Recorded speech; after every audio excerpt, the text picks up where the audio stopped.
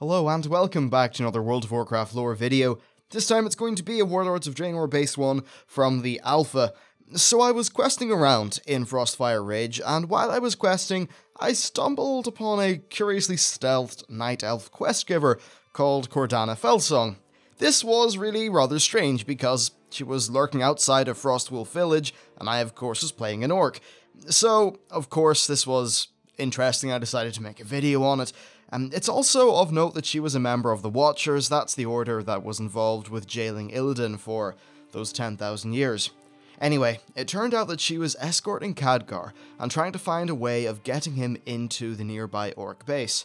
Being a human and a night elf, they may not have been particularly welcome. Of course, at this point we had proven ourselves to the orcs, so she decided that we would be able to vouch for them to get them in.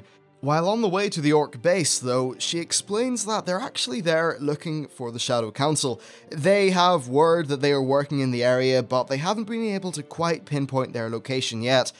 Khadgar then appeared, saying that indeed she was correct, that's why they're there, but also that he sensed Gul'Dan's presence in the area, which of course is quite an important thing. So at this point, we don't really know what the exact details of the Shadow Council are. It's still very early on in the expansion, and we have only been able to test out Frostfire Ridge.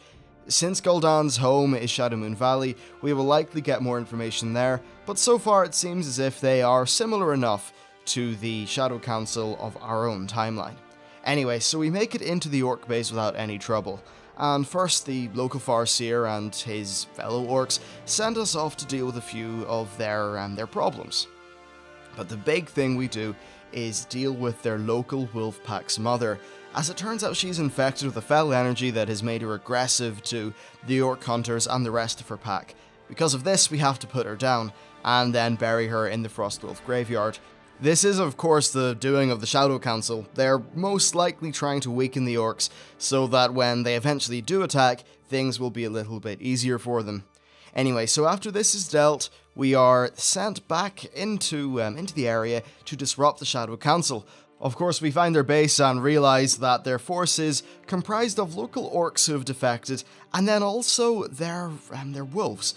But the wolves are not in their normal form. They have been transformed into this new skeletal form using fell energy, and it's really all quite disgusting.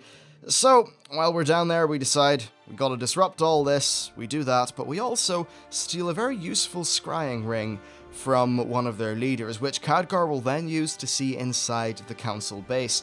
So we get back, we talk to Khadgar, and he is indeed able to use this item. And we see a really interesting cinematic. Note the shadowy figure on the side. I've got no idea who he is, but as we can see in this cinematic, the Shadow Council are indeed planning to overtake Draenor by sending a high-ranking council member to each of the important regions of the continent.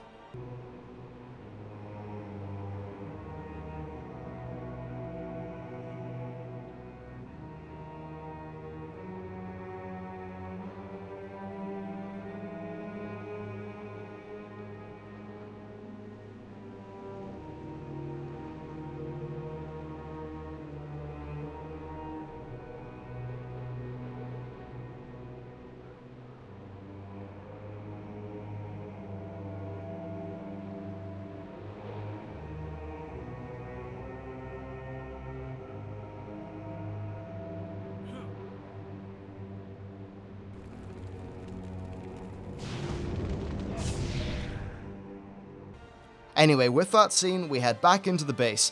We realise that things are really serious now, and we have to destroy their massive infernal and disrupt their fell energy crystals.